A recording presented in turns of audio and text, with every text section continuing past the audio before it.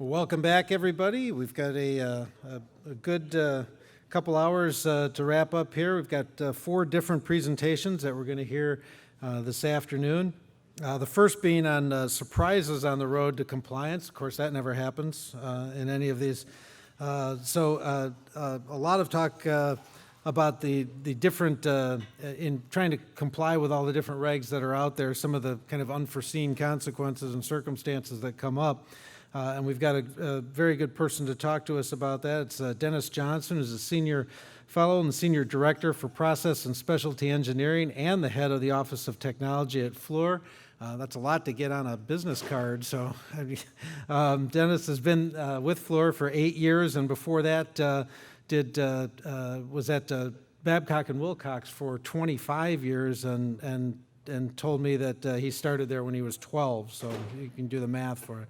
So we're going to look forward to his presentation and hear about surprises on the road to compliance. Dennis? He must have cut the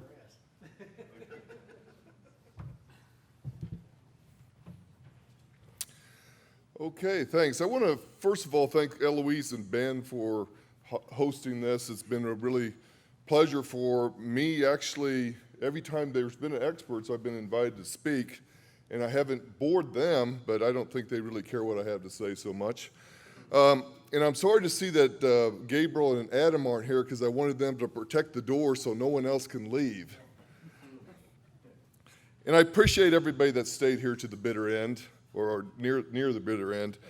I have over 30 years of experience in mostly environmental relative to coal.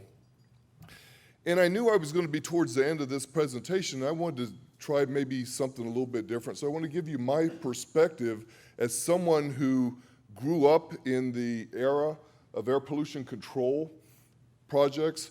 You know, we saw yesterday several people showing the ramp where the industry has reduced emissions by 90%.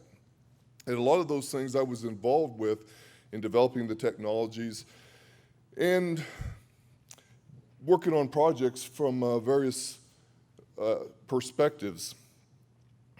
It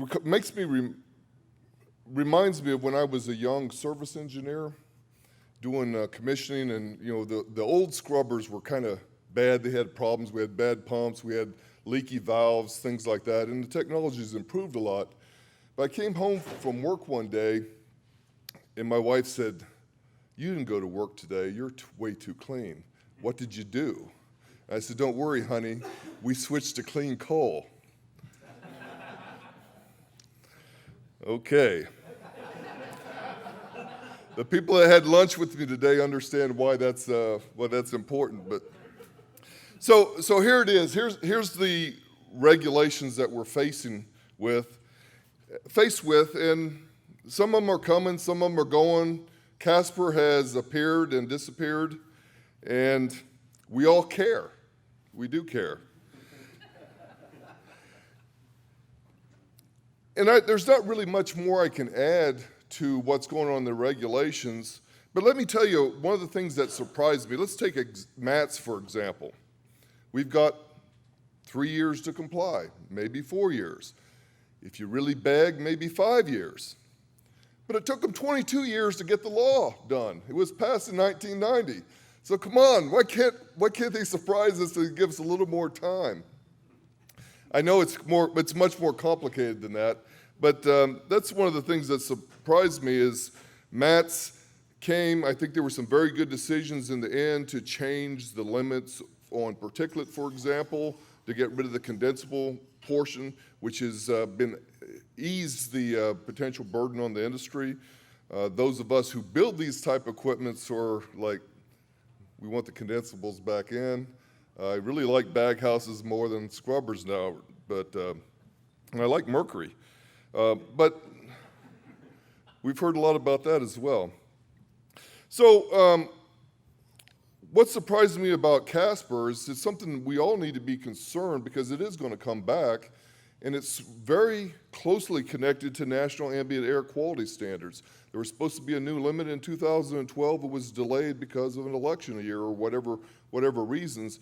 But National Ambient Air Quality Standards lowering creates more non-attainment, which in the cross-state rules would create more projects relative to NOx, and I know many of you know these things, but it's just kind of a surprise that that kind of slid by. We haven't heard anybody talking about that, and I'll talk about some of the other regulations as I go into it. Coal plant retirements. Now, I'm not surprised that coal plants are retired. They've been retired off and on, and most of the ones that are getting retired are old. They don't run so much. They don't have modern pollution control. What does surprise me, though, is at the pace that it's being done, and I know these are very, very difficult decisions, and it affects jobs at a time where we need jobs. It affects the economy at the time we need stimulation in the economy, and it's tough that these are happening. And there's world records being set with plant closures in the United States, according to my sources, and as many as 280 units could retire. That's a lot. I don't think I worked on any of those because I'm not old enough. And I think we've seen different versions of this from the other presentations of where the plants are retiring. And not only is it regulation that's driving it, it's age of plants, it's low natural gas prices. Who knew that fracking was coming? I love that word fracking. I use it as often as I can.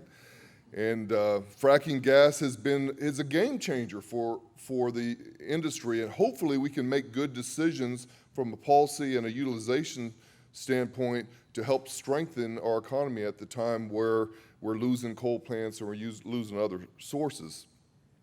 And the locations of the plants are not surprising particularly. It's just that it's all happening this quick, and it's a lot of things that have contributed to it, but a bit of a surprise to someone who's worked in the industry. I wake up in the morning and I can taste coal in my breath after I've been to a plant, so that's how important it is. But one thing that does surprise me, I just showed you 280 plants that are possibly being shut down in the United States. This is a source that I found, a recent source, shows 1,200 new plants, coal plants being built elsewhere in the world. And I know this is happening because I was in China last October working on a coal plant in Mongolia. I've been working on 2 coal plants in Russia. I've been working on oil-fired plants in Saudi Arabia, and power plants are being built. They're being built for mining applications. They're being built for electric power generation. And even if this number is half or a fourth of 1,200, it's still a significant worldwide increase in coal.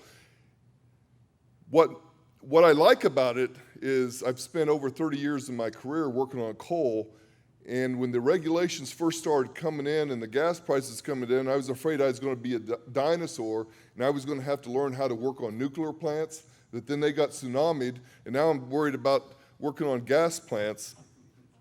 And I can do gas. My dad grew up as the gas man in rural Kansas, so I know about that. Another thing that surprised me is coal consumption and production. And I knew that they were using a lot of coal in China, but I didn't know it was more than the next 3 largest users shown on this graph. And I didn't know the level of magnitude that they've done. You know, you hear about it, you see the plants, you hear about the industrialization. We in the United States saw what was going on with costs of commodities when we were building FGD systems 3 and 4 or 5 years ago, just getting equipment because of the worldwide pressure of all the power plants being built in China. And they're using coal at an alarming rate. And they do have some pollution controls, but they don't have mercury control. They don't have SCRs. They're just beginning those programs. And they're building new plants at the same time. Another thing that surprises me a little bit is coal plants being dispatched after gas. And with low gas prices, it's not so surprising. But it does mean that coal plants have to operate differently. And historically, we had coal as base load. Today, it's different.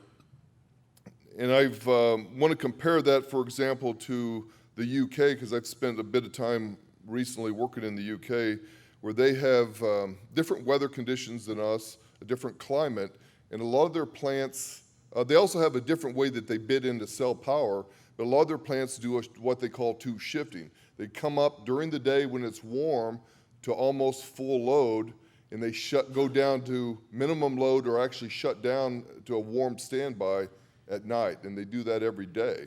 And it's really kind of an interesting operation, but the point is some of the plants will have to consider flexibility in the way it operates and the impacts on the major equipment as it operates different from a base load condition to a cycling condition, which is most likely. Now, the renewables causes that to happen in addition to natural gas and other sources of energy and electric power.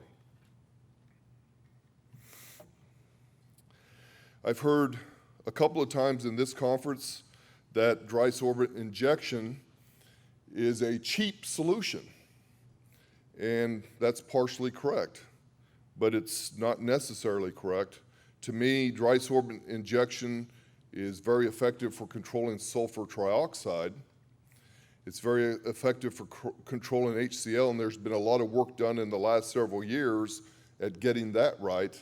But when you stretch it to remove SO2 and you're using more expensive reagents such as Trona or sodium bicarbonate, you can look at this curve and see that the cost per ton of HCl removed can be $400 to $800 a ton. So what that means is the capital cost is low, but in a long-term evaluation, the dry sorbent injection would not win unless you happen to have a plant that you're going to run for maybe 3 or 4 years past the MATS compliance date using this, then it makes a lot of sense. But if you're going to run that, in fact, one of the roundtable sessions, I asked the fellow from NIPSCO, what was the life of your plant that you used when you made a decision on a wet versus dry scrubber? And he said 15 years. So at 15 years, you certainly would evaluate dry sorbent injection for control of SO2 as being a high-cost option. So it really gets down to the chemicals. These numbers, I put kind of parameters on that for you to use at a relative cost, but there's a lot of reasons why the cost might be higher or lower, the quantities would be higher or lower, depends on how you inject it and what else is happening in the power plant. I just wanted to point that out, that don't tell me dry sorbent injection is the low-cost solution when you look at it at levelized annual costs. SCRs that could have been. I spent a lot of time working in England. My company, Fluor, I worked on and successfully won 6 SCRs that were supposed to be in construction now. We bid another 10 SCR units that haven't moved ahead, and it was all because of the UK combustion plant directive. And I brought this up because I wanted to, our host from the UK, tell them that you don't have SCRs yet, and it's time to do it. We spent a lot of time and effort bidding these things. They're large, complicated plants, and they just don't obey their own laws. Now, where does that happen? How many of you guys are not going to obey your MATS laws? Now it's a complicated thing because it's money, it's additional costs of electricity. The economy there is like worldwide. There's a lot of reasons why it's been delayed, but these are large plants that just don't have that equipment yet, and we've been working in England for over 6 years at SCRs on a program that they just haven't moved ahead on, even though the regulations said that they could. Now, I have another example we bid and won 4 SCRs under a regional haze program out west. I won't name the plant, probably half of you can guess what it is. And they had a directive under the federal EPA region, I can't remember the region, that said that they have to put SCRs on their unit. So they went out, bid it, selected a supplier. The first thing we did was help them convince the EPA that maybe they didn't have to build these things. And now they have gone back and petitioned the EPA to shut down 2 units and put a different technology on the other 2 units. Now, why that's surprising to me is these are units that are mine-mouth, so they have a low fuel cost. They're designed specifically for the fuel that's there. They have new bag houses, relatively new bag houses. They have wet FGD systems, and they needed SCR according to the federal register. It was written into law, Federal Register, they needed SCR, and the cost of those SCRs will be less than 1/4 of the cost to replace that power with natural gas in a location that doesn't have a natural gas pipeline. So those, it just gives me an example of how complicated this is from a business standpoint and how difficult these decisions are in how you're going to work on the assets that you have. Had a very good presentation right before lunch, so I don't need to really talk too much about coal combustion residuals. But one thing I wanted to point out is when I was in China last year, I visited several power plants and was working with companies that design and build power plants in China. And this was a group of young kids in their 30s that had worked on 10 coal-fired power plants. And that's kind of surprising to me because that, to most of us in the room, is a 40-year career. You know, where do you work on 10 coal-fired power plants? But what I did find out, they built the same one 10 times in 10 different locations. But they were very driven towards, we don't create waste, we use our waste. And we heard that just before lunch. Use the waste, use the ash, find a purpose for it. And we do a very good job of that, and I know we can do a better job, and I also know that there's issues, which I don't need to go into because like I said, we had a very good presentation on that. But there's a lot of good uses for fly ash, and hopefully the decisions that are made allow that to happen. And as an industry, like we've done very well at controlling emissions, we can find uses for fly ash that don't create the situations that unfortunately happened to TVA a few years ago with the dike busting on the fly ash pond. CO2 processes. I'm not surprised that Kyoto failed because Kyoto was destined to fail because China and the US didn't join. All these countries that signed it knew or felt that greenhouse gas control was important, but they haven't moved ahead. We still do not have a large demonstration on CO2 capture from a coal plant with continuous sequestration. Kyoto is several years old. We have a lot of programs. We've done a lot of work in CO2 globally, but it's been mostly demonstration units, test wells, not the plant. Yesterday in the panel sessions, Don Broyles from Fluor said that the world needs an 800 megawatt MAT compliant power plant that captures 90% of the CO2 and uses that for enhanced oil recovery or sequestration so we can move on and make the decisions that's necessary. We haven't done that yet as an industry. We are moving that direction, and I do know it's very, very complicated, it's very, very expensive.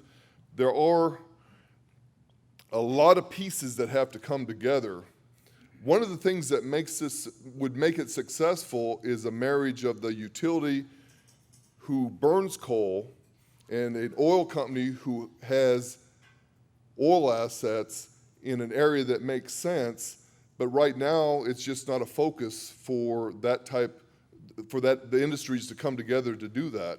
And it's very, very expensive. It's a loss of 25 to 30% of the generation of the plant to make CO2. Waxman Markey didn't make it, so we have no value for CO2 other than what you can commercially sell it. I've advised Fluor clients that you need to be very cognizant of what's going on with CO2, because the guys that are going to win are the guys that are already lined up so they can sell their CO2 even as low as $25 a ton. But if you can sell it to oil companies or for a use, you're going to be ahead of the guys that have to drill a well and sequester it if, in fact, society decides that it's an important enough issue that needs to be dealt with. And we do know from the presentation yesterday from Peabody that coal is here. It's still our base fuel. It's the commodity that's created the wealth that the United States has today. Maybe gas will replace that, but coal needs to phase out. If that's the solution, we need a long-term energy solution beyond that, and we're not working on that necessarily at the pace that certainly certain elements of society believe we should be. I mentioned that we've done mostly pilots and demonstrations. There are a couple of large units that are moving ahead. There's a hydrogen production facility in Port Arthur, Texas, not a utility source, but an industrial source that's capturing CO2. Boundary Dam, which is a large coal, it's 140 megawatts. It would be the largest continually operating CO2 capture process. Will start up next year, and that CO2 would be used in Saskatchewan for enhanced oil recovery. There's been designs, Fluor's done designs up to 1,000 megawatt on natural gas, 800 megawatts on CO2 capture from coal-fired power plants.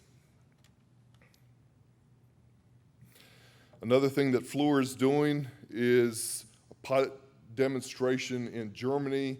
We've worked jointly with E.ON at the Wilhelmshaven power station. The demonstration there, after some mutually decided upon delays, has been operating for almost a year, not quite a year. We had a 1,000-hour run that completed at the end of December, and we're doing parametric tests using the Econamine FG+. It's a shot of I guess you could see the absorber column and the gas separation columns in the foreground. Their wet FGD system is in the back of that photograph. And we're working to improve that process as we're working on other things. Now, CO2 capture using amines is not a new technology. It's been done for decades. Fluor's built 400 CO2 capture systems. Most of them capture CO2 from natural gas from sweetening processes. We've done 35 that capture them from combustion sources. So that's the part of it. And the other part of it that tells me that is I don't expect a technology that's going to leapfrog years and years of experience at capturing CO2. There will be incremental savings, there will be other technologies, but it's going to be baby steps and not suddenly I have something that's going to capture CO2 and put it in the ground or store it at 10% of the power. It's just not there. And just think about it, coal's delivered to your site, it's maybe 50% carbon. That carbon becomes 2.5 times that in CO2, and it's going to, at the levels of capture needed for sequestration, it's going to leave the site as a supercritical liquid in a pipeline. And that's the only way it's going to happen. There's no short-term storage, and it's a very complicated process. Part of the reason why we don't have a large demonstration that's working today, just the money, finance, and it's not required by regulations yet. So I'm going to summarize. I'm surprised about a lot of things. And I think I'm surprised that there's only 2 new coal-fired power plants that have a glimmer of moving ahead in the United States. 5 years ago, that number was 50. Maybe 5 of them got built. It's actually sad to see the end of coal here because of the decisions being made when there's hundreds of plants being built elsewhere in the world. And from a coal and a climate standpoint, we are global citizens. The low cost of natural gas is basically a good thing. And I think we as a society need to make sure that it's done safely, done correctly, and possibly it replaces coal, and that's a good thing. And but I would say that we need to watch liquefied natural gas and exports of natural gas and things that may drive gas prices up to a world market price, which is different than the $4 or $4.50 as those things proceed that we're paying for it now. It is a global issue. I know the decisions are not easy, and I'm ready. I'm ready to build. Give me a call. Happy to answer any questions.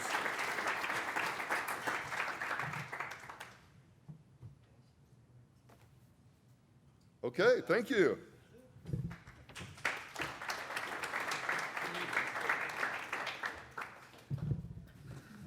Thank you, Dennis. Appreciate that. Interesting. We got a test project here on the ADM site in Decatur for some sequestration, and then we're trying to move ahead with the Future Gen project as well. But the costs, as Dennis mentioned, are large, and obviously the $1 billion from DOE on that project helps a lot. And so the question being, with gas being what it is, is that ever going to be a technology that makes sense economically? We just don't know that right now. There's a group of folks around the country working on CCS with EOR that I sit in on, trying to help spur that technology a little bit through some tax credits in Washington. That helps the economics greatly if you can set something up as Dennis mentioned. But again, it'd be interesting to see how it progresses. So now we're going to shift from that to MATS compliance strategies and risk, and there are plenty of options in terms of strategies and plenty of risks that are out there. And we've already talked about a lot of this, but we'll get the perspective from one company. We are joined by Joseph Miller, who's the general manager for strategic engineering at Duke Energy. Joe serves in that capacity and leads the group responsible for environmental compliance planning and strategy for the fossil hydro generation fleet in 5 states. And his responsibilities include fuel flexibility, new technology assessments, and analysis of plant retirements and new fossil generation. So all the things we've been talking about, but we'll hear it from Duke's perspective. It's obviously been an interesting year for them as well, and maybe Joe will get into how the new construct of Duke Energy will plays into all these decisions as well. So, Joe Miller.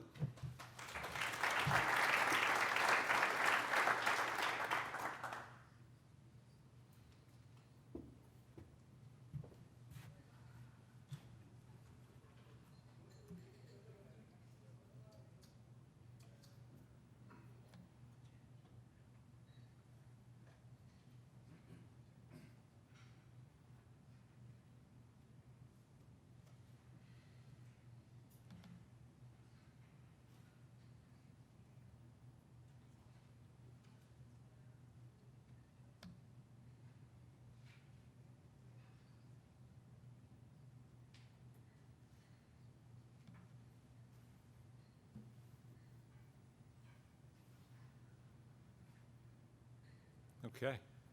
Well, good afternoon, everyone. So there's a lawyer in Charlotte that makes me put this in front of all my presentations. And last night I actually read it. So you don't have to. But, and unless I'm mistaken, it's basically saying everything I'm about to tell you is probably going to end up being wrong. So, while that's a heck of a way to start a presentation, probably fair given all the change we're going through and all the uncertainty that exists. So, Tuesday, I was fortunate enough to come in town a little bit early. I grew up about 2 hours south of here, and so visited Chicago an awful lot, but hadn't been back here in 10 years. So Tuesday came down early and really enjoyed my day. Went down to Millennium Park, where I took the picture of this art sculpture, which was inspired by liquid mercury. So I thought, you know, I'm gonna put that in my presentation, and but also to pay homage to this fantastic city we're in. I also spent some time in the Art Institute. You know, I had 1 hour. I got there at 4 and it closed at 5, and they said, here you go. If you've got 1 hour, go see these things. And so I had a very good 1 hour there. But so overview of my presentation, I want to kind of update you on Duke Energy today and talk about the fleet modernization efforts that we are close to completing, at least in the way of new generation. And then talk about MATS compliance options, specifically a couple areas here that we've been focused on lately, and I wanted to share some information with y'all on alternate fuel and site averaging as options for compliance with MATS. Okay, so Duke Energy today. This is a picture of our domestic service territories, and you know, I get confused on mergers. You know, in just the last couple of days, who did you merge with, and vendors and utilities. And so just a brief history here. You see what used to be, let's see if I've got a pointer here, right? Public Service of Indiana, company I started out with 20 years ago, merged with Cincinnati Gas and Electric here to form Synergy. Synergy merged with Duke Power in 2006. And then we've got Carolina Power and Light, merged with Florida Power to make progress, and we merged a year ago. And so that's us today. 6 states, $100 billion in assets. In terms of capacity, the regulated utility operations, almost 50,000 megawatts. Commercial power, 6,800 megawatts, primarily there in the Cincinnati area. And then we've added about 1,700 megawatts of wind, largely out west, southwest, since about 2007. So quite a large wind portfolio. Much smaller amount of that is solar. I'm not sure of the specific amount of solar today. Duke Energy International is about 4,600 megawatts and largely hydroelectric facilities. Let's see, so modernizing our fleet's been a process of retiring units, building new units, and then upgrading those units that are going to remain. So we are in the process of retiring about 6,800 megawatts of coal and oil-fired capacity. And I think to date we've retired, I think it's on the order of 3,800 megawatts. I think we've got about another 3,000 left to go between now and 2015. But if you look at the number of coal units we had at the start of 2011, we had 88 coal units between the new Duke, Legacy Progress and Legacy Duke. In 2015, that will likely be down to 42 coal units. So over half of our coal units during that 4-year period. Now, fortunately, we've been in the process of adding additional capacity. And by the way, while that's half of our coal units, it represents, I would say, 20 to 25% of our coal capacity because it is the smaller, older coal units. But still a significant change. Every time I say 88 to 42, I think that's got to be wrong. I'm missing something here. And you know, as Bruce from AEP talked about yesterday, we take these retirements very seriously as well. I'll talk a little bit more about that later.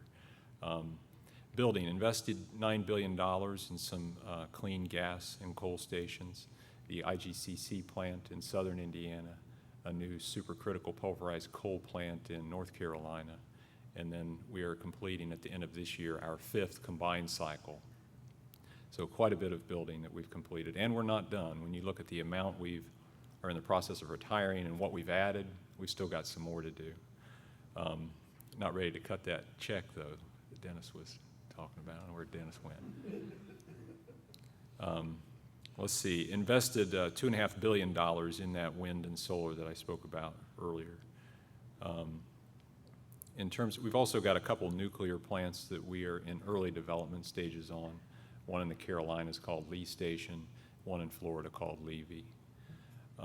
Upgrades, so, back to 1999, since 1999, we've invested a little over $7 billion on controls, primarily for SO2 and for NOx. So a lot of FGDs, a lot of SCRs and SNCRs during that period. I think the amount of reductions that have taken place are on the order of 90% SO2 reduction compared to levels from that 1999 period. And NOx has reduced from that time about 80%, I believe. And that's pretty much in perspective with the EPRI numbers that we saw yesterday, where the U.S. utilities generated, I think it was 14 million tons of SO2 back in 1990. And we're projected to be down to 1 million tons of SO2 in probably 2015 timeframe. So a lot of reductions. And I would also say that the addition of those scrubbers and the SCRs have not just reduced SO2 and NOx. There's been a lot of mercury removal from the addition of those components as well through that period. So that's kind of what we've done. Now, when we look forward to all these air, water, and waste regulations in front of us, we think we've got on the order of probably another $5 to $6 billion of capital investment over the next 10 years to comply with all those regulations, including the MATS rule. If you break down that $5 to $6 billion, about a quarter of that is probably related to air. Another quarter is probably related to water. And then half of it is probably related to waste, just as a general breakdown there.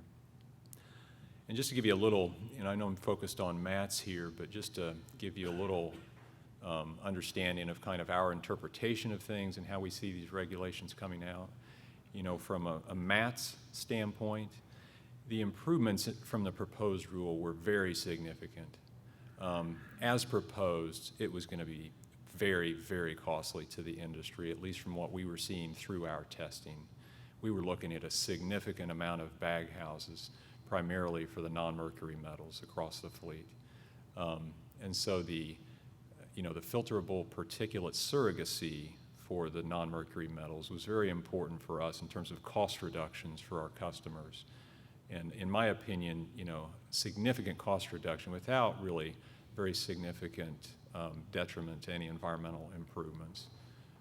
So in the final rule, as we look at it today and from our testing and evaluation, we really think we're going to have 2 SCRs at Cayuga Station and then reagent injection systems across the rest of the fleet. A lot of the stuff that we've seen over the last couple of days and the stuff out in the halls. But, the free market is alive and well, right? And so the free market is figuring out how to work on mercury. I will tell you that it's my feeling when, based on where we are in our evaluation and assessments, another year sure would be good, one more year. And I think we could probably avoid a lot of capital costs because we're learning more each and every week still. So in Cayuga Station is, it was our most challenging mercury station by far. We tested 5 different things. We just could not get that mercury down below the 1.2 pound level. They do not have SCRs to oxidize the mercury. They do have scrubbers. And we also believe very strongly that Cayuga is going to need SCRs for the next ozone NAx reduction that occurs. And so really we effectively were pulling up those SCRs to also get that mercury oxidation. Let's see, when I think about air, Casper vacature, really when we looked at Casper, we were in a pretty decent position. With the fleet that's going to remain, almost all the units have scrubbers on them. And most all of them either have SCRs or SNCRs. And given the state allotments and how much we were going to emit, we were in pretty good shape for Casper. Now CARE's back in place and we're still in pretty good shape given the remaining fleet. The ozone NAC standard will probably be reduced in proposed form this summer. That may lead to more ozone reductions. Water, the effluent guidelines, that we think bioreactors can probably come close to meeting those new limits. We've got issues with the effluent guidelines and we're working on comments, but you know, a bioreactor beats a zero liquid discharge system in terms of cost and ongoing inefficiency. So we're kind of assuming bioreactors for effluent guidelines and then physical chemical systems in addition to that. 316B, I thought Exelon did a great job yesterday. I learned a lot on 316B. Impingement, we're assuming the fish-friendly screens. Entrainment, we were encouraged by the 9-factor test. We think we'll be able to avoid closed-cycle cooling. Also, there's some state-level rights in terms of implementation that are encouraging. So we don't currently anticipate any closed-cycle cooling from 316B. When I hired into the industry 20 years ago, hired in at Cayuga Station. On my first day, they took me on a tour, went down to the condenser pit, and there were these huge tanks. I said, "What's that?" And they said, "Well, we're doing entrainment studies for EPA." And it was 20 years ago. So I think there'll still be a lot of studying involved with the entrainment work. Waste, you know, CCR, we're assuming non-hazardous ruling. And so going to dry fly ash, dry bottom ash, and then closing our wet ash ponds is what we're assuming there. Okay, modernizing our fleet. This is how our generation mix has changed from 2005 to what's projected in 2015 timeframe. And as I think about all the change regulations are shifting under our feet. The economy, load profiles are changing, technology is changing, gas prices changing, public sentiment on environmental issues or nuclear is changing. When I think about all the change that's happened in the last 5 years, the reality is I can't promise you the sun will rise tomorrow. And so given that, a diverse mix, I think, is probably appropriate. It will help hedge costs for customers given different outcomes that are possible in those different areas. So we will end up in 15 with a pretty much even split between coal, gas, and nuclear. There's a picture here on the bottom left of our Cliffside 6. That's our new supercritical pulverized coal plant in North Carolina. That went operational in December of last year. Then we've got one of our combined cycles there, Buck combined cycle in North Carolina, went operational about 1.5 years ago. But we do believe diversity and environmental readiness are keys to positioning our fleet. I want to go over our process for environmental compliance planning. Okay, 5-step process, looks real simple up here. But the first step is scenario and assumption development. Okay, this is where we attempt to read the tea leaves of all these regulations. Okay, our internal experts, they give us their best advice on how's it going to end up on all the air, water, waste regulations. Also in this step, we come up with cost estimates for various environmental controls. You know, what are the cost of these different controls and what are the performance of the controls? Step 2, market fundamentals. What do we think the energy pricing is going to be into the future? What do we think gas price is going to be? What do we think coal prices are going to be? Allowance prices, what's SOx, NOx, CO2 going to be? To do planning, you have to believe in something, right? And so this is where we get that information from both step 1 and step 2, and we use screening models that are very fundamental to our planning efforts.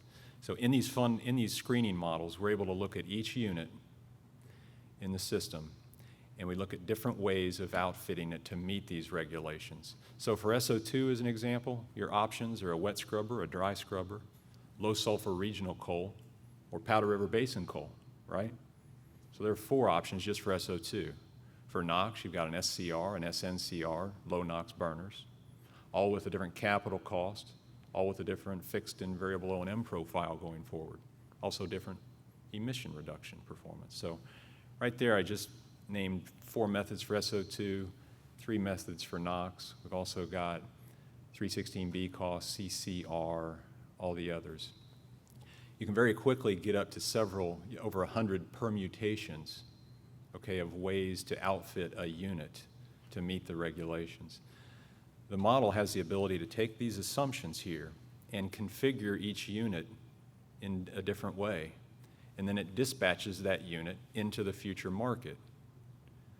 And when each way it's configured, it has a different dispatch cost, depending on the fuel that's burned and the emissions and reagents.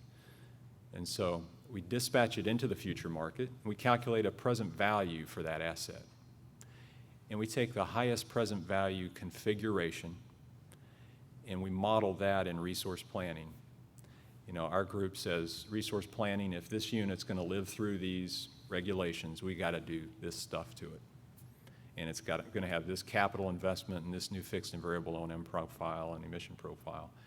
And then they look at outfitting that unit in that manner with those costs, and they look at the total cost to customers over, say, a 20-year period versus shutting that unit down and replacing it with what is today a combined cycle, and look at that total cost over that time period. And in that process, we attempt to find the lowest total cost solution for customers. Now, the units that are easy are the ones that are a $1 billion no-brainer or a $1 billion loser. It's the ones on the bubble that we spend our time on. And so those ones on the bubble, then we look at things like, well, what's the fuel flexibility of the unit, which is so important today? How's its recent performance been? Will it be outfitted in a way to meet the environmental regulations that are going to come around the corner we don't know about, or is it just barely able to meet the regulations? And then make retirement decisions. But these retirement decisions are some of the toughest we make, you know, very impactful to employees, obviously. The communities, we enjoy very favorable relations with communities. I would say most of our communities that our power plants reside in. Good tax base for communities. From a customer standpoint, largely depreciated assets. So we take these very seriously. Transmission also, you know, we're finding a lot of transmission costs associated with retiring our plants. And that factors into the retirement decision, right? If that unit keeps going, maybe it avoids a $100 million transmission investment. That plays a part. Florida is a part of one of our states now. You know, I grew up in Indiana. We had power coming from 4 different directions, right? Today we're in MISO, and sometimes it feels like we're in an ocean of electricity. That's going to change when MATS comes in. But in Florida, the peninsula, you're just in an ocean. And so you either need to make it yourself or get some from the north. And so very unique transmission responsibilities that we have in Florida.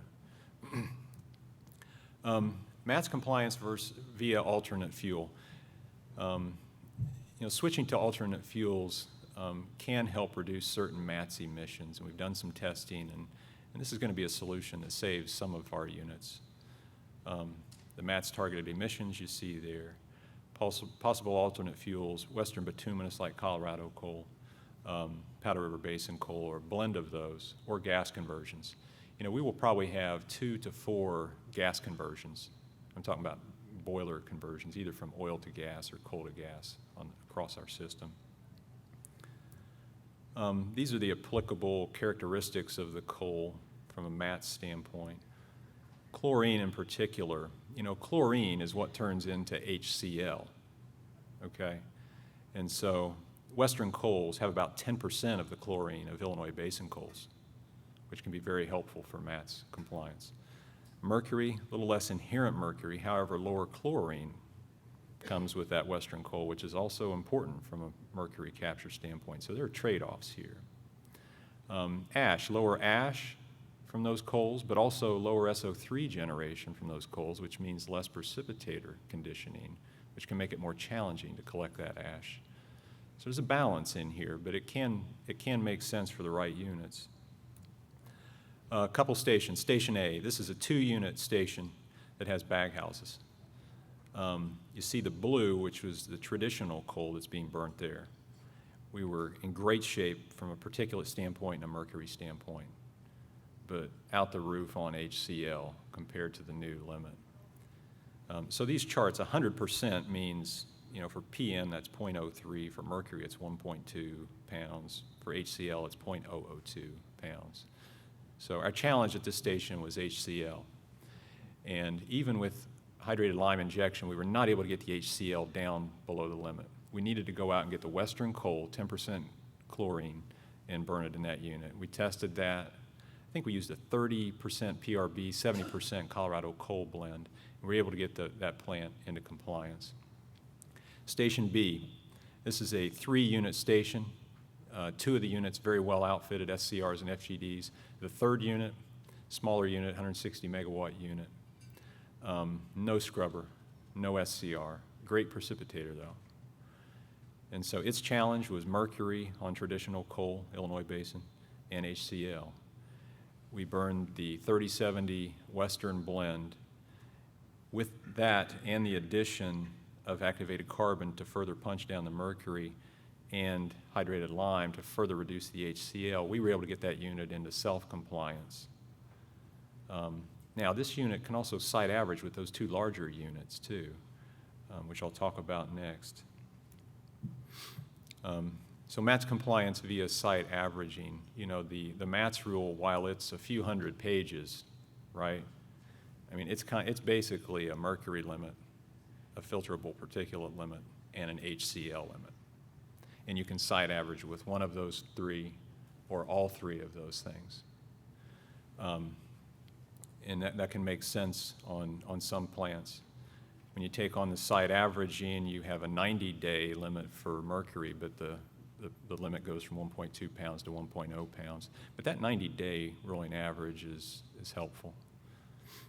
New effective sources are not capable of using that. And you have to submit an averaging plan to the EPA to give them confidence of your compliance method. Station C. So this is a 4-unit station. All 4 units have scrubbers, and only Unit 3 has an SCR, okay? So this is mercury emission here over a 1-year period. Unit 3 with the SCR and the FGD, great shape from a mercury standpoint. Unit 4, not so much. You know, in it, and another thing, this is a Carolinas unit. In the Carolinas, we are trying to get off Central App coal. The Central Appalachian region is kind of drying up, especially the more economic reserves.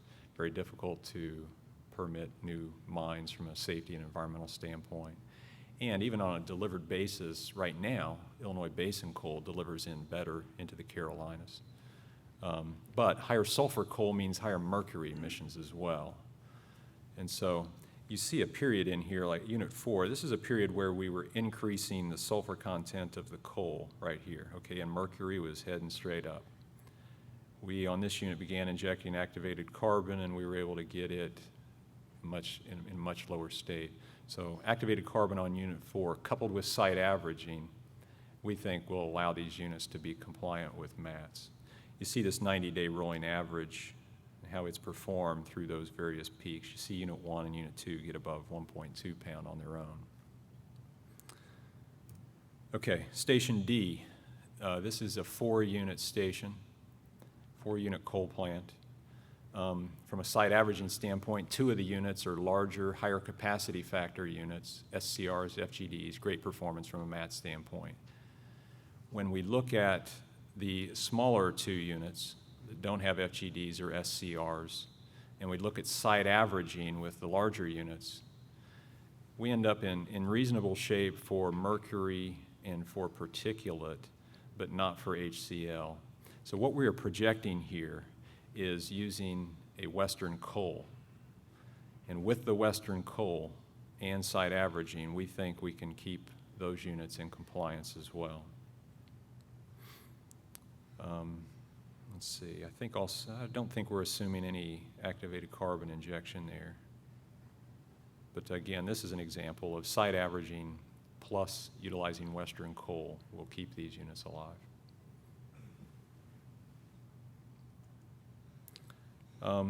Let's see, so, you know, when you site average, one of the things we do is, you know, if one of those larger, better outfitted units has a forced outage during a peak emission period during the summer, right, you can run a risk of not being in compliance if you've just lost one of the units that's providing headroom for the 2 smaller units.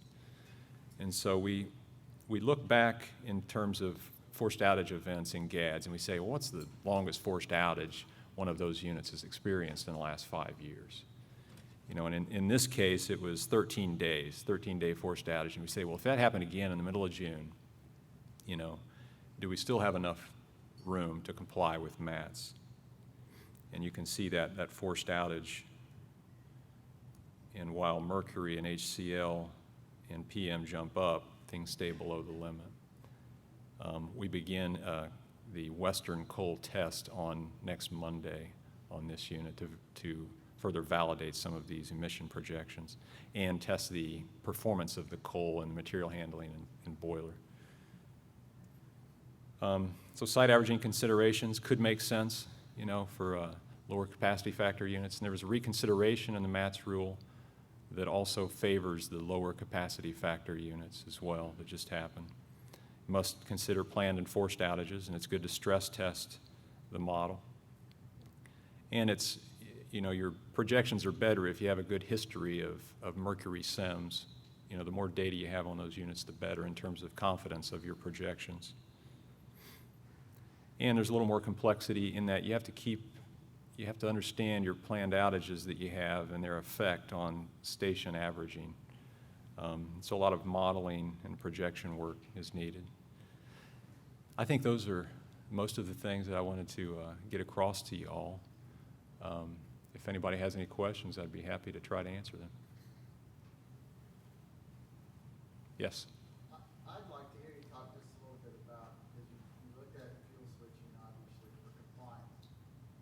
How much did you look at natural gas in, let's say, a coal-fired boiler, and what were some of the obstacles? Because it looks like, as an industry, that's not a real common choice, or at least Yeah. from the outside looking in. That's what it seems. Yeah, so natural gas, that gas line needs to be close. You can't afford to build much of a long gas line. So at the, we are converting 2 oil boilers to gas in Florida. We have 2 other coal boilers that we're considering, one in Indiana and one in South Carolina. In both of those cases, there is a gas line on site.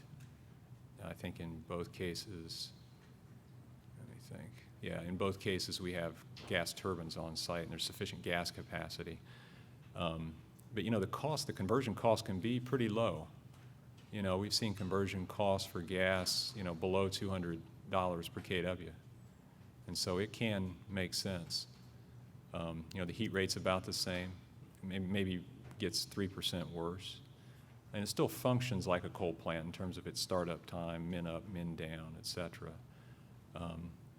The dispatch people, they would like to have it on like that, right? Just like a simple cycle or a combined cycle.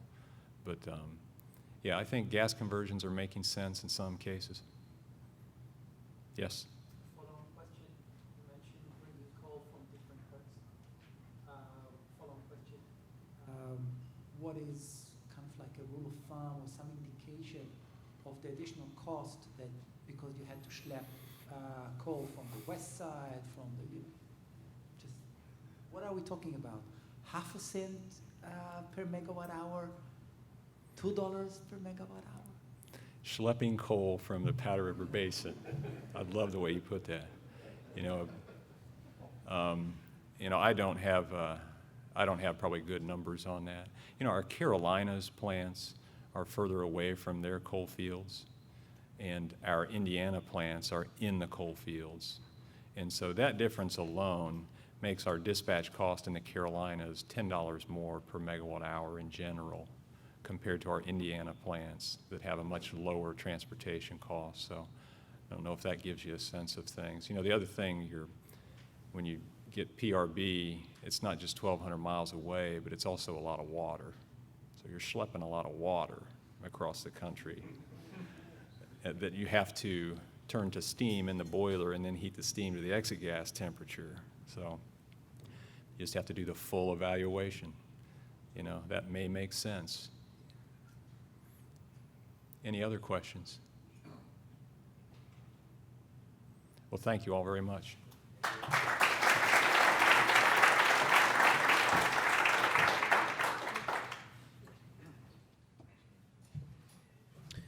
Thanks, Joe. Appreciate hearing about all of the different factors that go into the decisions that get made by one company. It's a great case study.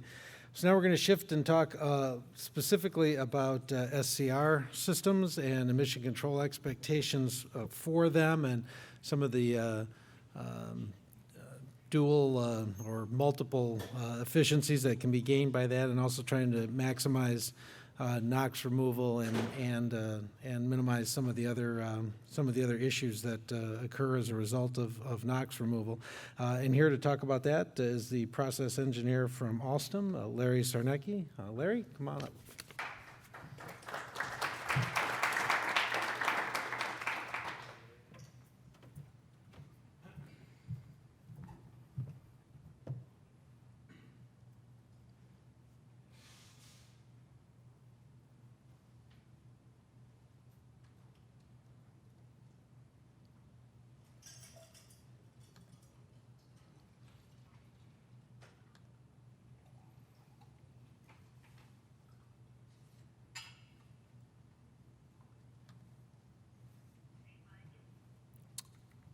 Okay, good afternoon. I'm going to maybe switch direction a little bit slightly today or for my presentation. We've talked a little bit about different mercury control technologies, focusing a lot on the scrubber side and on the particulate capture side and different mechanisms and agents to help out with that. I'm going to turn our attention a little bit upstream of the exhaust train, so to speak, on the other side of the air heater where the SCR unit is, and basically see how that can contribute to helping out with mercury emission control. And for the second topic, I'll talk a little bit about some SCR design options to help facilitate performance of the systems. Well, thank you. So, SCR, hopefully it's not a big surprise to anybody. These things have been around for a while, pretty well established as a pretty effective NOx control technology. It's pretty simple in practice. You just toss some ammonia in the flue gas. It reacts with the NOx over a catalyst bed, which helps facilitate the reaction, converts the NOx into basically nitrogen and water, and voila, goes out the stack. And you can get fairly high removal efficiencies. 90% is pretty typical these days for an SCR system. However, over the years, as people have been studying mercury emissions and the nature of mercury emissions from various facilities, they found that SCRs can contribute to helping out control mercury emissions. So hopefully this isn't too much remedial education, but you kind of have to do two steps in mercury control. The first one is obviously you want to turn your mercury into oxidized mercury as much as possible, with a popular acceptance that the elemental mercury is pretty much considered inert and it just goes right on through the exhaust train, out the stack, and it's counted as emissions. So you don't have much of a control opportunity there. So how do you get to the oxidized mercury? Obviously, you do that with some type of halogen agent, chlorine, bromine, pretty common. If you're lucky enough to have a lot of halogens in the coal supply, like a bituminous coal, you're in good shape. If you're a subbituminous coal, which tend to have a fairly low halogen content, you can always consider adding halogen supplements or additives to the coal supply. Typically calcium bromide's a pretty common reagent. Once you've oxidized the mercury, then you go through the capture phase. If you have enough carbon or LOI on the fly ash, you can get the oxidized mercury to stick to that. If not, maybe you have to add some pulverized activated carbon as basically a sink or a sorbent, and then collect that material in your particulate capture devices, baghouse or ESP. Of course, the other option is the wet scrubber. We've talked about those over the last few days. And while they do scrub out oxidized mercury fairly effectively, there's always a risk that you're going to have some re-emission, as that oxidized mercury can be converted back into elemental mercury and then leave the scrubber unit. So how does an SCR play into this? Well, if you want to think about SCR technologies, typically what you have going across the catalyst isn't NOx reduction. I like to think of it sometimes as ammonia oxidation. So it is a redox or an oxidation catalyst that you have in there. And because it's an oxidation catalyst, it has the ability to oxidize mercury. Now, it still requires that halogen in there. It's a chemical reaction that's going on, so you do need to have some halogen present in the flue gas to facilitate that mercury oxidation. And over the years of DOE and EPRI and various others have studied mercury emissions coming out of SCR systems. The early opinions were basically it was chaotic and unpredictable. Sometimes we saw very high oxidation levels. Sometimes we saw almost no oxidation levels. Kind of advanced our understanding of the role of SCR in mercury oxidation over the years. But I just picked out one example from a DOE study, I think in 2006. They had an SCR bypass in place. So they basically measured the quality of their mercury emissions with and without the SCR in service. And as you can see, when they were in bypass mode, they had roughly 40% of the mercury coming out of the boiler or coming into the ESP was essentially elemental. And when they put the SCR into service, it virtually was all oxidized mercury. So at this particular facility, they had a very effective oxidation tool at their disposal. So when we're designing an SCR system, well, doing it for a DNOx is pretty basic. You know, you pick the NOx target that you want, you design the system for that. You also want to minimize certain side effects, ammonia slip and SO3 formation. Obviously, ammonia slip, you don't want to have that coming out. You can have ammonium bisulfate problems, which can cause plugging issues downstream in the air heater and other facilities. And then SO3 formation, obviously that is an emission by itself, but then you can also run into corrosion problems as well. So we now have a new dimension, and that's how do we incorporate the the mercury oxidation across the catalyst bed. Well, let's first go back to the NOx side. Basically, you pretty much size up the unit based on how much NOx you want out and how much ammonia slip you want out. And that pretty much decides a lot of the components of the SCR system. Now, chief amongst that is also making sure you have a good distribution of the ammonia as you bring it into the facility so that you get a very good utilization of that ammonia. You minimize your ammonia slip. SO3 is a little bit different. That's just going on across the catalyst bed. Now, you can certainly maybe have some opportunities with temperature of operation, depending on your facility. And certainly, you can work with the catalyst vendors to design or identify a catalyst formulation that helps minimize your SO3 formation across the catalyst unit. And then, of course, there's typically your temperature limit. You don't want to form ammonium bisulfate around the catalyst. That's typically somewhere in the neighborhood of about 600 Fahrenheit. And then, of course, the biggest factor in sizing the system is the amount of flue gas that you have to treat. So if we look at these different components, the red pluses would mean you'd have an increase in emission. The green dashes would mean you'd have a decrease in emissions. So basically, you want to decrease your NOx, your ammonia, and your SO3 formation. And as you can kind of see through this somewhat simplified diagram, there is no one happy avenue. There's always a bit of a trade and balance between different needs or requirements out of the system. So you have to be a little bit careful when you're doing that for an SCR design for DNOx. Now, if we throw in the ammonia expectations, it's a little bit different, a little bit the same. There's a lot of materials that are now in the flue gas that essentially don't help you oxidize mercury. The ammonia is going to act as a suppressant. The SO2 is going to act as a suppressant. The oxidation of mercury, interestingly enough, tends to work better at lower temperatures, you know, in the low 600 range, more so than, say, at the high 700 range. So there's a bit of a kind of a negotiation now that you have to look at when you're doing an SCR design for a mercury oxidation.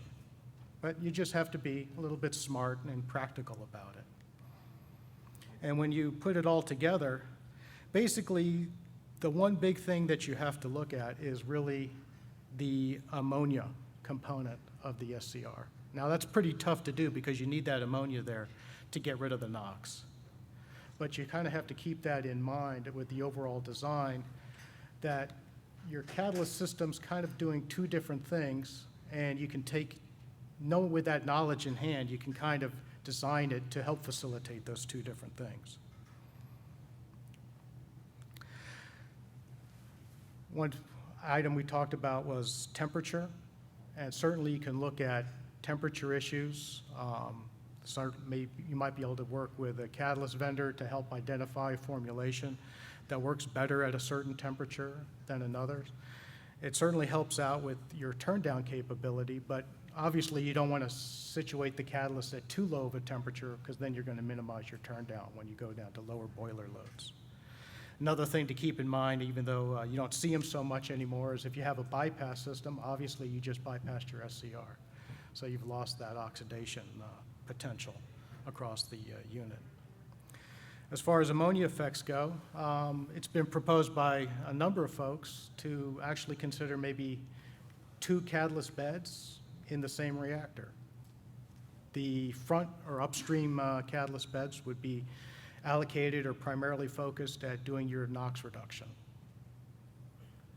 The latter half, or the tail end beds, would be focused on doing your mercury oxidation. And at that location, you've pretty much consumed up all your ammonia doing the DNOx. So you can be smart about it, you just have to be smart about it and design the system accordingly. And then last but not least, it's a catalyst system. And catalysts tend to deactivate over time, and they have to be replaced. That's why we've got multiple layer reactors to help facilitate that. Sometimes you might have that as an opportunity if you want to install different types of catalyst or supplemental catalyst. But you have to keep in mind that what you're going to get day one is not what you're going to end up with in a year or 2 years or 3 years. So you have to now take that mercury oxidation component into your overall catalyst management plan. And then 2 other items with regards to mercury, and I'll maybe throw in a little bit of DSI as well. You've got SO3 coming out of your SCR catalyst. So SO3 typically doesn't play nice with PAC when you're trying to do mercury capture. Now, there are sulfur-tolerant adsorbents. I think we've heard about them, and those are certainly something that can be considered. But you also want to keep in mind that you're going to increase the amount of SO3 coming out of present in the flue gas coming out of the SCR system, so that when you anticipate having to do something like PAC injection, that you're mindful of what that implication might be in terms of carbon efficiency. And then the last item, as we basically have been practicing SCR technology, we've gotten a lot smarter about trying to minimize the amount of steel put in between systems and trying to bring the SCR reactors physically as close as we possibly can to the boilers. And at some locations, you have an SCR reactor that's sitting virtually right on top of the air heater, which is great. You're not spending a lot of wasted steel just running gas around the system. But I've noticed over the last maybe 2 years or so, it's become more popular, or certainly much more interesting to do DSI or PAC injection upstream of the air heater. People have been finding benefits from using that location. And that's something you may want to keep in mind, that if you want to do that, you need to have a spot to do that injection. And if you've lost that in your SCR design, then you may have lost that opportunity. I'll jump to a little bit on SCR designs for improved ammonia use. When you want to improve the performance of an SCR system, a lot of folks say, well, that's easy enough, you just throw in more catalyst. I mean, that's kind of maybe an obvious answer. You want less NOx out of the system, you need to have more catalyst. But that's not the only component that you have to worry about. You need to also make sure you have very good distribution of ammonia with the NOx going into the system. And some of the early designs, when you were looking at efficiencies, say in the mid or low 80s, you could tolerate a fairly rough distribution. You could have some excess ammonia in some locations, some deficient ammonia in other locations, and the system still worked reasonably well. And then as you went towards more 90% levels of efficiencies, you had to bring a better quality or a more smoother, better distribution of ammonia across the system. And that trend keeps continuing. So as you want to go towards higher efficiencies, approaching 95%, maybe even higher, you need to have even better qualities of ammonia distribution. So when we talk about ammonia distribution, we're not really talking at the quantity of ammonia that we put in. That's pretty much set by how much NOx do you want to get rid of and how much ammonia slip you can tolerate. You know, these systems tend to be relatively high utilization efficiencies when they're designed well. So really what we're challenged with is trying to make sure that you put every molecule of ammonia in this big duct where every molecule of NOx is. And that can be a bit of a challenge, but there are ways to get towards that. A basic ammonia injection grid, which is pretty much used the vast majority of the time, is just a series of pipes with nozzles, and you have a carrier gas, and you just take your dilute ammonia gas stream, usually using air, and spray that into the duct. And the whole idea with the nozzles is because of the nature or the fluid dynamics, you need to basically physically direct that gas flow to every location where you want the ammonia to be. Then it'll diffuse out a little bit, but it won't diffuse out tremendously. So you tend to have lots of pipes with lots of nozzles.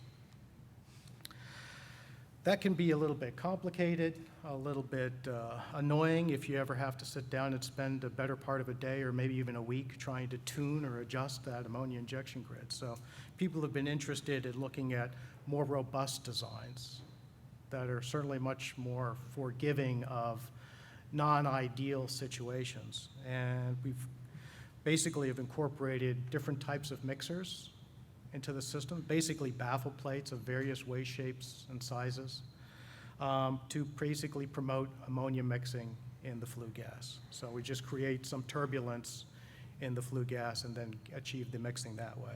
The great thing about that is we can use a lot less nozzles, if you will. We don't even need to have maybe fine tuning sometimes. We can just kind of put it in there and it gets so churned up, it takes care of itself. The downsides obviously are pressure drop. You don't get something for nothing, so you got to certainly have a pressure drop penalty. And then, of course, a mixer takes up space, so you do have to put some ductwork in there to accommodate that type of facility. When we're looking at high levels of DNOx, sometimes just one mixer is not enough. And what we've found is sometimes you may have to use a family of mixers to actually achieve the type of distribution you want. So it's kind of more of the same, really, when it comes down to it. You need a bit more space, a bit more pressure drop, a lot better ammonia mixing, higher NOx removal efficiencies. And the last one I want to talk about is direct injection of ammonia into the SCR system. So in a typical SCR facility, you have dilution air, you might have aqueous ammonia. You have to heat those things up into vapor forms. Certainly you have to boil off the water with the ammonia, make a vapor. You want to heat up the dilution air typically, maybe, maybe not. And then you administer that to the ammonia injection grid. People have been asking, can you make a simpler widget, so to speak?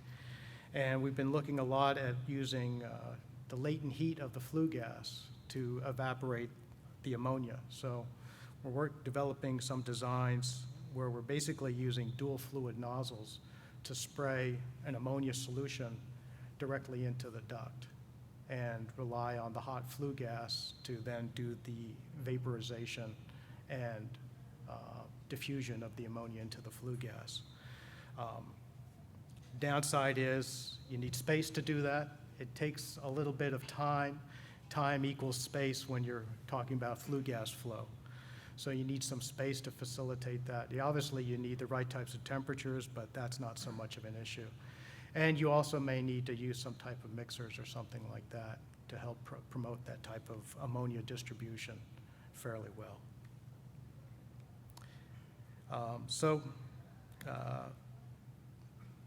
Just a quick summary on the ammonia injection grids. There are a number of different types of designs out there for different levels of efficiencies. They don't really affect how much ammonia you use, they just affect how you use the ammonia. So we're kind of trading off a little bit of operating cost, maybe capital cost in terms of draft loss and space, in terms of robustness and simplicity. So that's kind of your trade-off there. So just kind of a takeaway or conclusion. Okay, kind of reiterate, SCRs pretty well established for NOx emission control. No surprise there. And it can be a good or a valuable component in your mercury oxidation strategy.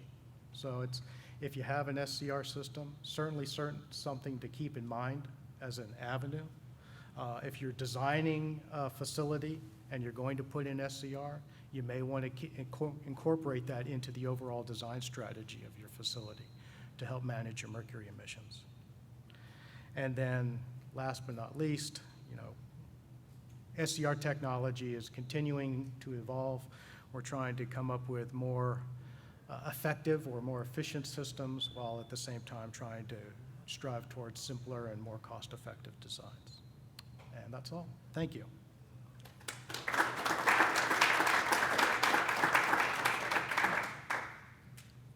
Any questions? All right, thanks.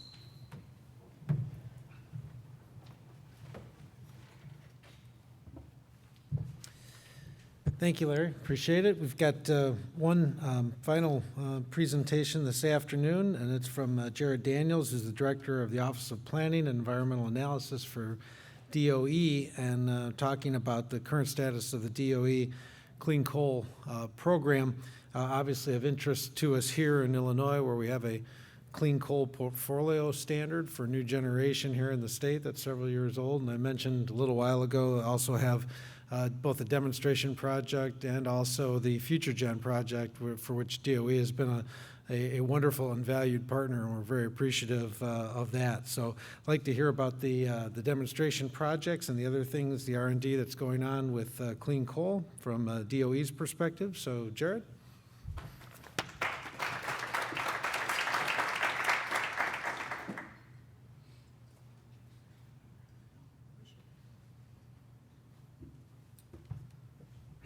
Well, thank you very much for the kind introduction, and thank you all in the room for sticking with me here till the last talk of the day. I know that I stand between you guys and going home, back to wherever home is and your family, so I very much appreciate it.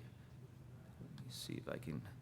So my thought was to give a perspective on where we're going heading toward the future once we all collectively get to where we need to be in compliance with MATS and all the other EPA regulations in the 2015, 2016, maybe a year extension timeframe.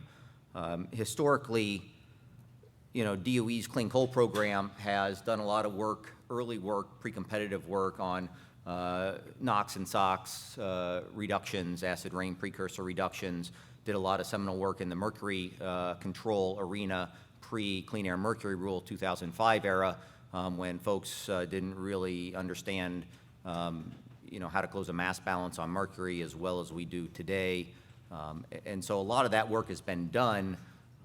DOE has not played in that space and the criteria pollutants in the recent past just because it's probably moved beyond the realm of federally funded R&D and out to where all of you are at in terms of the private sector market taking over and moving those technologies forward and to a better end of that cost and performance. So you guys have control over on the screen?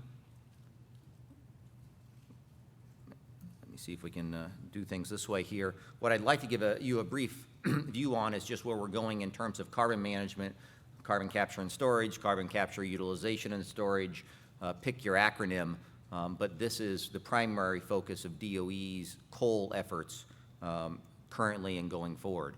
The gratuitous photo that you saw yesterday from some of my colleagues from Southern States Energy Board and I think Peabody Energy in terms of the President in his State of the Union address saying we need an all-of-the-above strategy. The market is, once bitten, twice shy in terms of putting too many eggs in one basket in terms of generation fuels. And then recently in the last State of the Union address saying that, boy, we've all got a little extra breathing room now that natural gas and frack gas, shale gas looks like it's here to stay and at a price point that is quite acceptable and valued by all of us in the room. And so given that as the backdrop, the question is, why are we still working on coal? And I think the simple fact remains that no matter how much we, the United States, might be able to switch from coal to gas going forward and dial in the renewables into our portfolio as the years tick on, the world will still continue to run from coal and hydrocarbon resources for decades, if not centuries to come. And so in order to meet mid-century climate targets that everybody is concerned about on a global basis, and given the reality that we're going to continue to rely on hydrocarbons, that necessitates carbon capture and storage technologies get deployed in a wide-scale fashion on a global basis to meet those mid-century targets. If you look more broadly than just the United States and you look at the International Energy Association's forecast for what we need in the mix, all the portfolio of options to meet mid-century climate targets, this is their energy technology perspectives, and this is what you need to get from an expected 60 gigaton of CO2 emissions anthropogenically in the 2050 timeframe down to where all the climate scientists tell us we need to be to limit global temperature rise to about 2 degrees Celsius. Their models close and say somewhere on the order of 20% of getting from our path going forward to where we need to be comes from carbon reductions due to carbon capture and storage deployment. This is on top of and beyond all the efficiency improvements and end-use efficiency that we can dial in. And so the bottom line here is we need this technology going forward, and currently the United States seems to be in the driver's seat in terms of technology development in this area. So, where were we 10 years ago, where are we now, and where are we going? 10 years ago, if you ask many people in the room, nobody knew what the acronym CCS or CCUS was. All right, very little was understood about fate and transport of CO2 in the subsurface. The chemical petroleum industry had been pulling CO2 out of mixed gas streams for decades, but not at the scale required to do it from power facilities, and certainly not at the price points required to do it economically in a viable fashion on power facilities. Where we're at now is, we're starting to demonstrate at scale in an integrated fashion that you can do carbon capture and storage and make that work, that we have regulations and permitting practices in place to actually allow those projects to go forward, and in certain niche conditions now and with government support, that we can move this technology forward, get hours on these machines, and get some growing comfort level that this can be done at the scale required to meet our collective climate challenges. Where we want to go going forward is to bring this technology to a competitive cost point so it can actually be a viable part of that solution mix to meet those mid-century climate targets, and we've still got a long way to go. In terms of, trying to monetize this and put it in perspective, a decade and a half ago, we were probably at $150 per ton of CO2 removed price point in terms of performance. Where we're at now with off-the-shelf technology integrated at scale that we're demonstrating using taxpayer funds is somewhere in that $60 to $80 per ton of CO2 removed range. And where we need to go in the future in order to get widespread deployment and be competitive with other generation assets out there is, less than the $40 a ton range, and, one could argue down to the $20 or $10 per ton range at that out several decades from now. 90% of the cost of pulling CO2 out of flue gas is the capture cost, the parasitic cost to run your capture system, and then the compression penalties and energy associated with that to go from atmospheric pressure up to the 2,000, 2,200 PSI that you need to compress that CO2 for a supercritical fluid to put it, thousands of meters below the surface. Currently, Department of Energy, our R&D budget focused on carbon capture and storage and on coal technologies in general is on the order of $300 million. Historically, if you look 5-10 years ago, we were about $400 million of taxpayer money doing R&D on advanced coal technologies going forward. It looks like the baseline going forward, at least over the next 5 to 10 years, is probably closer to that $300 million per year mark to move those technologies forward. Our request for 2014, $112 million, is on advanced carbon capture technologies, better solvents, sorbents, membranes to more efficiently, less parasitic energy costs and more economically pull CO2 out of power plant streams.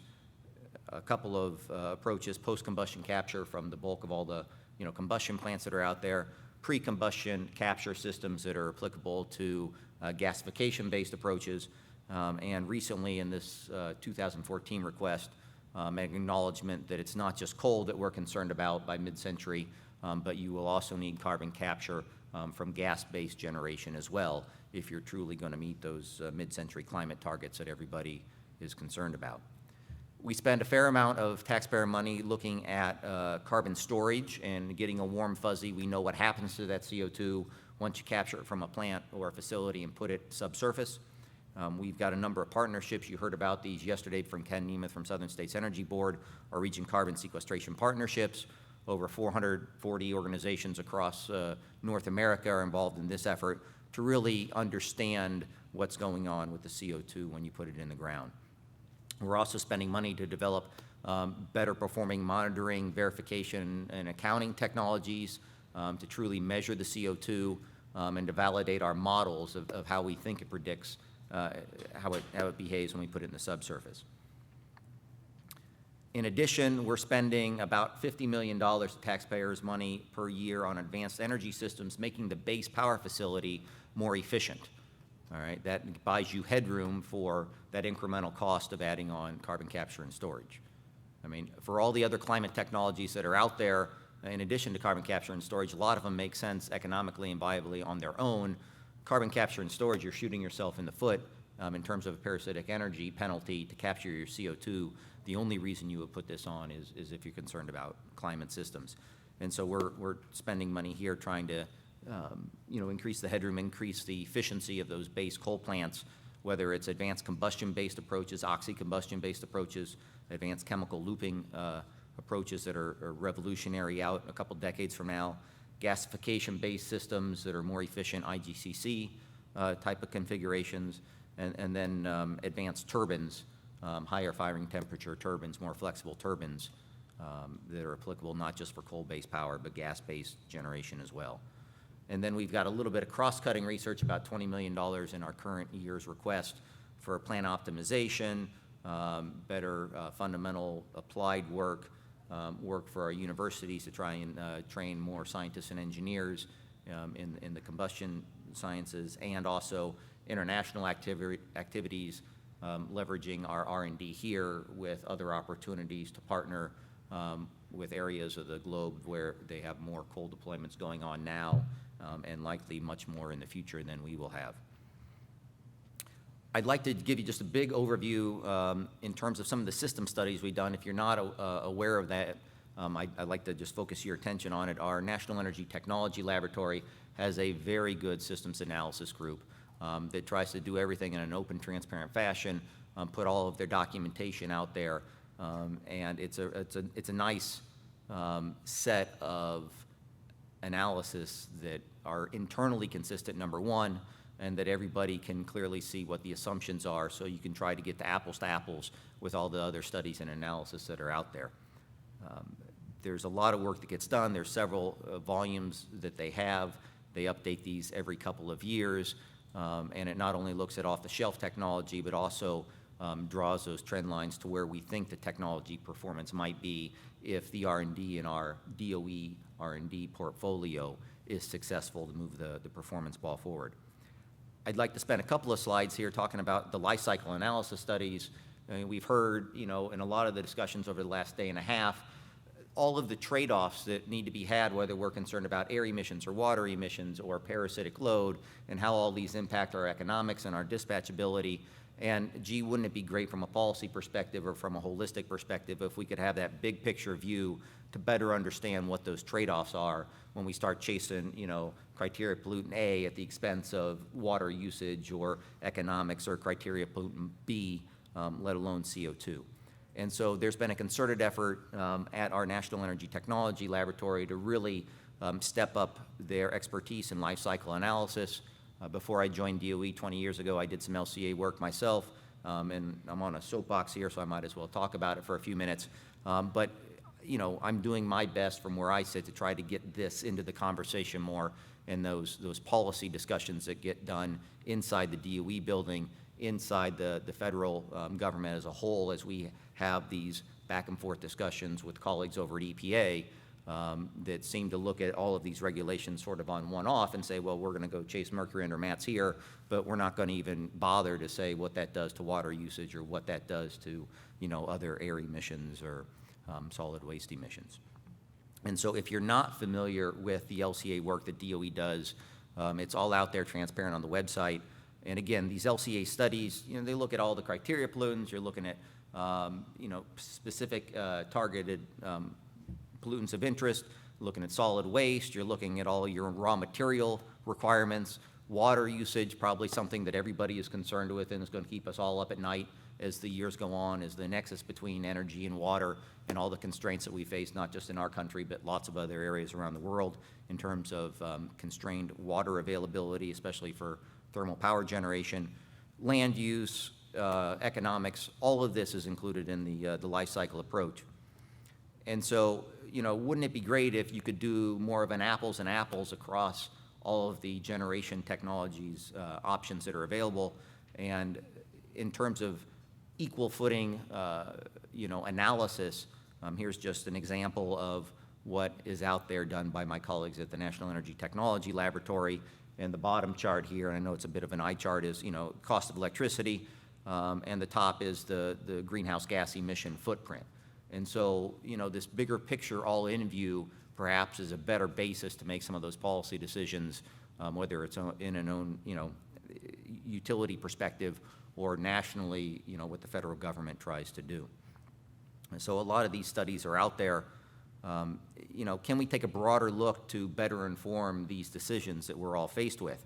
Instead of just looking at cost of electricity and criteria pollutants, why don't we look at that plus greenhouse gas footprint plus water consumption and see what the trade-offs are as we toggle back and forth between these choices and these tough questions that we all are faced with.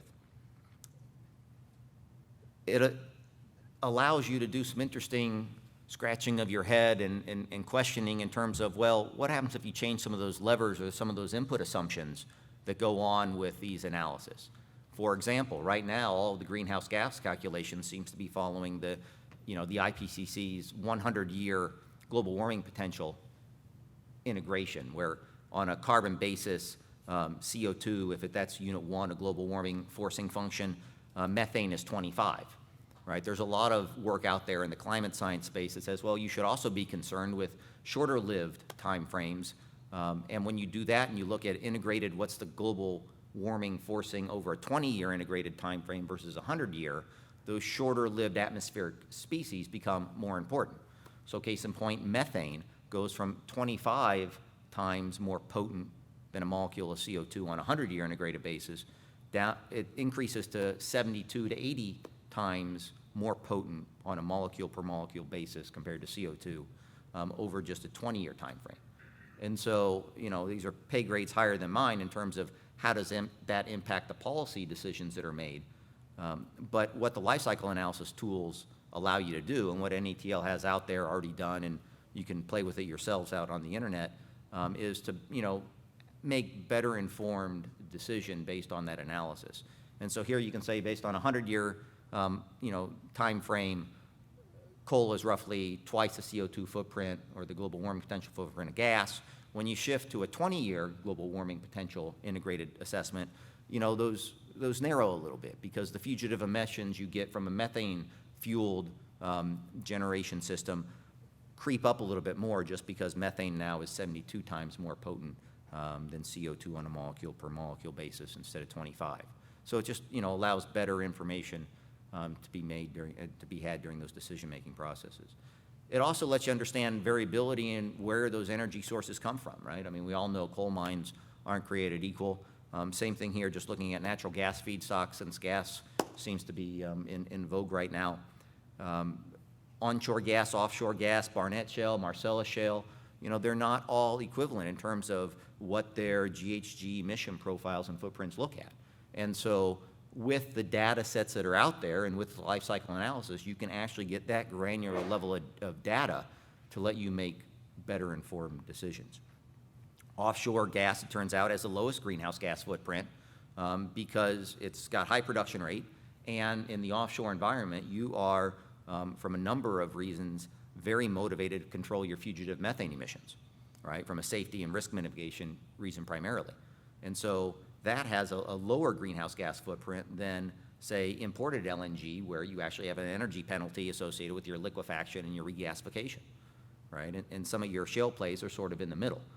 So again, just gives you that level of detail and information and understanding. You can actually drill down one level deeper and say, okay, what's the sensitivity analysis here for where are those areas along that, that whole stream from raw material acquisition actually to getting a megawatt hour delivered to the grid, in terms of where should we focus our R&D efforts, where should we focus our mitigation efforts to give us the best return on how do we improve this, how do we reduce fugitive emissions of methane.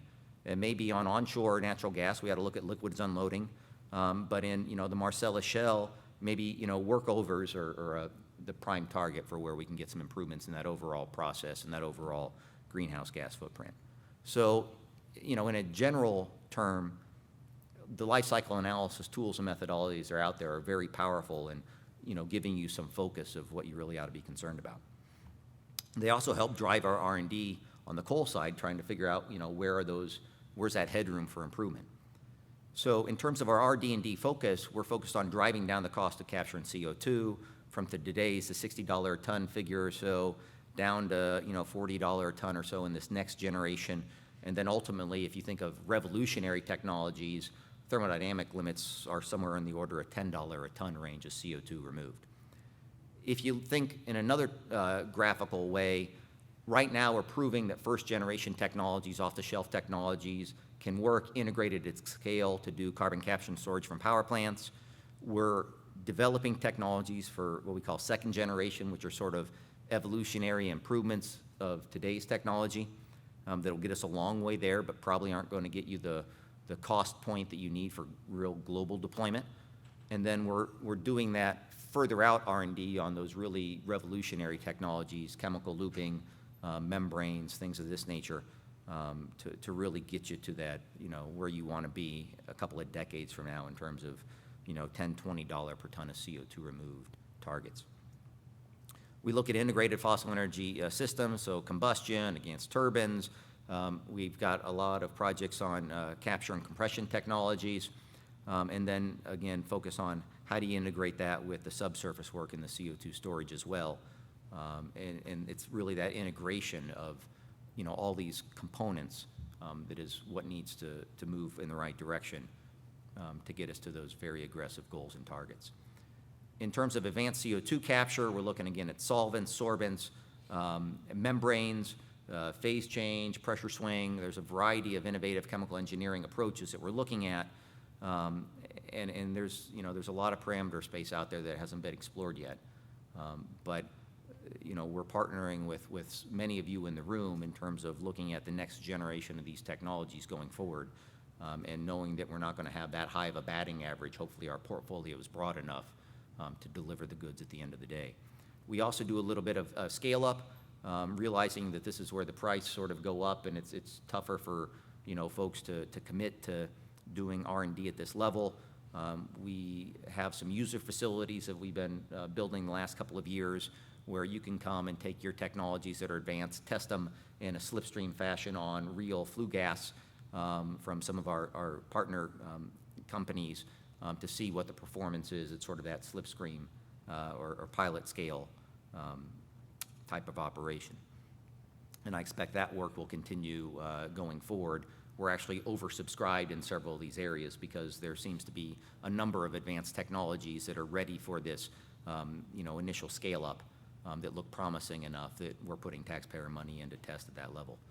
We're also trying to get smarter and realize that we don't have the 2 or 3 decades it normally takes the utility industry to go from benchtop chemistry models and widgets to actual deployment at commercial scale. And so taking advantage of parallel computing and supercomputing simulation potential today.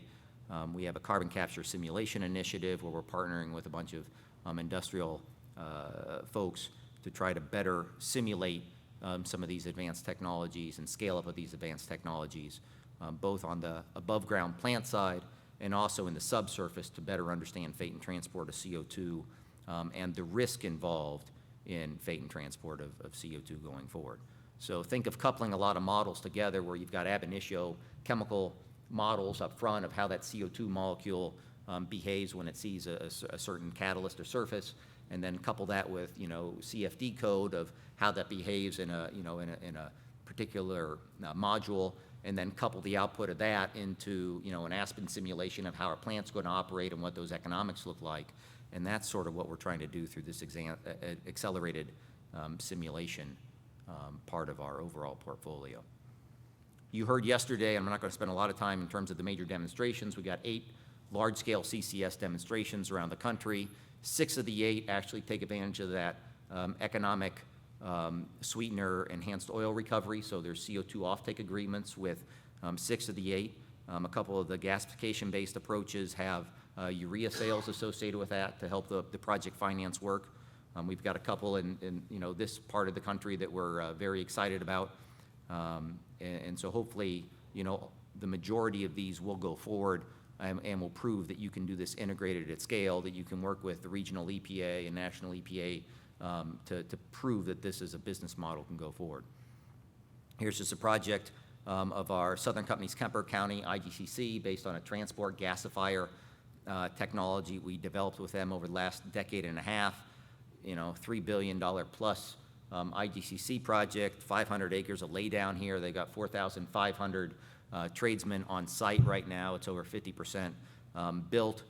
It's a large project. And, this is the scale it's going to take to get carbon capture and storage out there. And in terms of these projects, there's 72 large-scale projects that are in some fashion on the books in a global, nature. But the majority of ones that are putting concrete and steel in the ground are all happening here in North America. In terms of the subsurface, we did a lot of work over the last 10 years saying that is there storage potential for CO2 if you capture and compress it? The answer is yes. Hundreds of years of geologic storage potential. We have the regional partnerships that have injected, millions of tons of CO2 that give us that data required to have a warm fuzzy at night saying, yeah, we know it's going to stay down there when we put it subsurface. We're creating a series of best practice manuals that hopefully will smooth the path toward when an individual private sector company wants to take on a carbon capture and storage project, that all of this is already captured in terms of, learn from these lessons here and don't repeat our mistakes, but go forward from them. And again, we've got a risk assessment partnership where we're really trying to get our arms around that risk to give people, to give the public, to give the regulators a higher confidence and comfort level that carbon capture and storage is a viable option as we move forward and try to address global climate concerns. So in terms of where we're at, that's sort of a snapshot of where we are now. Our main focus going forward is to reduce the cost of coal-based carbon capture and storage. I expect in the next couple of years we will also leverage that to look at carbon capture options from natural gas-based systems. There's a project going on right now in the UK on capture from gas, and so I think the world knows this is coming. We're trying to accelerate the path to get to the second generation of carbon capture and storage demonstrations, the ones that are closer to that price point we're going to need to make this commercially viable. And then we're going to continue to explore market-based opportunities where you can take advantage of these enhanced oil recovery opportunities to make project finance work for some of this initial set of carbon capture and storage projects that might, be pacing going forward, assuming Congress doesn't get their act together and give us any, climate legislation anytime soon. So hopefully I've given you sort of a big picture view of where DOE is at, where the fossil energy coal program is at. I really enjoyed all the conversation the last day and a half, especially around the roundtables this morning, and more than happy to have a conversation or have any questions on any of this or anything else. So thank you very much for the time. I